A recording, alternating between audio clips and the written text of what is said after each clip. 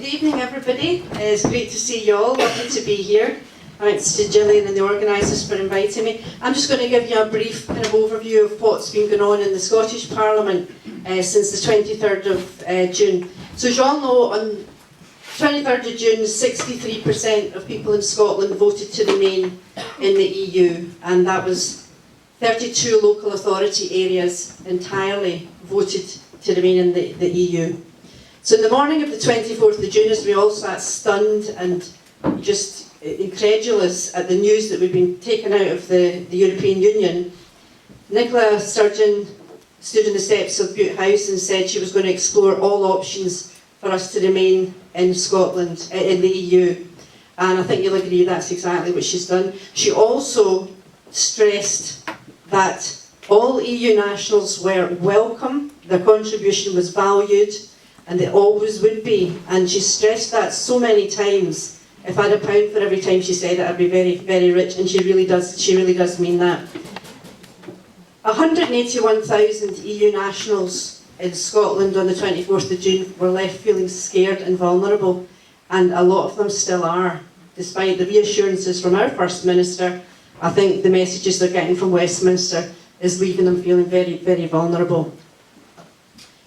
Business in Parliament has been kind of dominated, well, it has been dominated by debates on Brexit since the 23rd of June. We've had about 10 full debates in Parliament, countless questions and committee business on this matter.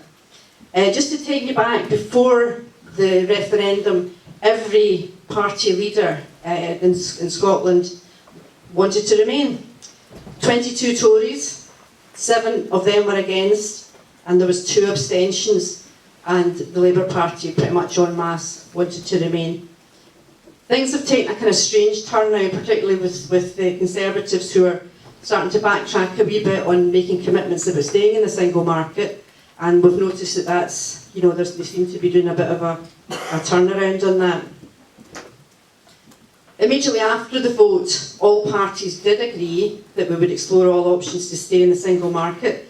Mike Russell was appointed as the Minister for UK negotiations on Scotland's place in Europe, and you probably all saw the TV coverage of what the First Minister described as a very frustrating meeting with Theresa May and the Westminster representatives, in which really nothing was achieved. I think the most that was achieved was that Michael Russell came away with David Davis's mobile number, which was described as a hotline, and his office tried to contact him, and it took them 2 days to respond, so it wasn't really that hot.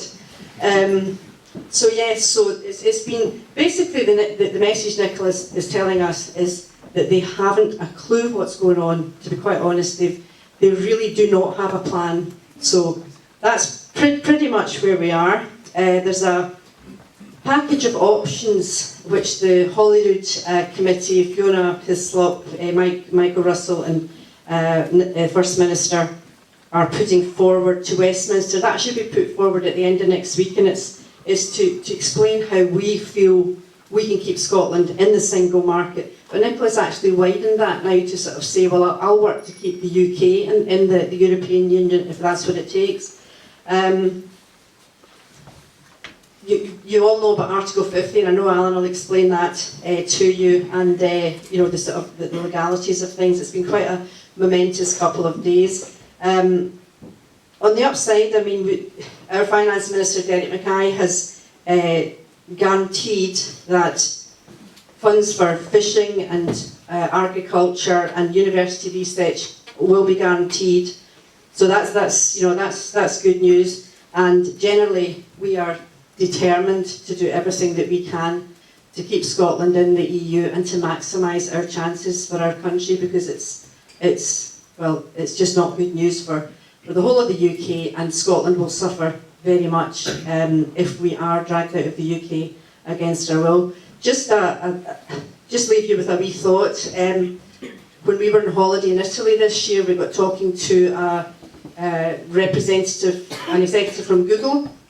She was from Ireland, and we started talking about Brexit, and she told us that the 2 most popular searches in Google on June the 24th were, number 1, what is the EU?